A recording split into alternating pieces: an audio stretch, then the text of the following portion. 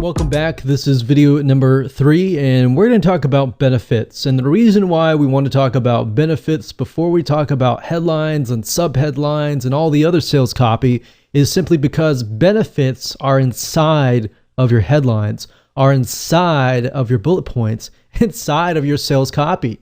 So that's why this is so crucial. So benefits first, headlines later. And I really want you to focus on things like power words or verbs or action words. If you can include more of these within your bullet points and inside of your headlines and along with your benefits, then you will essentially create a pretty powerful headline and pretty powerful bullet points. Because if you really think about it, and going back to kind of the mindset, what we talked about earlier is we need to focus on what's in it for me on this webinar. So obviously me is going to be your prospect. So what's in it for your prospect on this webinar? What's so special on the live webinar? Or maybe if you can split it up here, what's so special about them actually signing up and attending the live webinar versus if they didn't attend the webinar, what would they actually be missing out on? So that's something you want to jot down. Okay, maybe they need to attend the live webinar because you're going to show something to everybody that you don't want everybody else to see. So you're going to see that angle used a lot with webinars. Another thing is maybe if somebody attends the live webinar, they can ask you questions because if they're watching a webinar replay, they may not be able to ask you the actual questions live.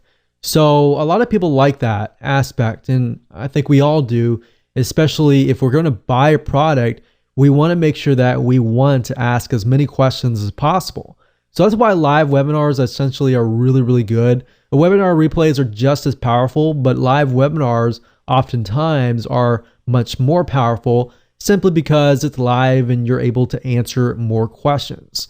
Let's take a look at the actual benefits. So what are benefits? Benefits are things not just that people get, because those are actually features. So if we take a look at a chair, the feature would be like the chair rocks. So it's, for example, if it's a rocking chair, the chair is rocking, the feet on the rocking maybe is made up of a certain material. But if you think about it, if somebody read that, if they were like, okay, this chair was made of some sort of amazing material, in their minds, they're thinking, well, why does that matter? Like, why should I care about that, right? And if you think about it, if you look at a product and they just list all the features, that is red, that is green, that is stainless steel, none of that matters to you, right? Until you'll understand how that will impact you, right? So without the benefit, it means nothing to the visitor. Now, if we switch it around and we take a look at it and we say, well, this rocking chair will help you relax. It's made of this type of material that when you rock the chair, you don't even feel like you're even rocking.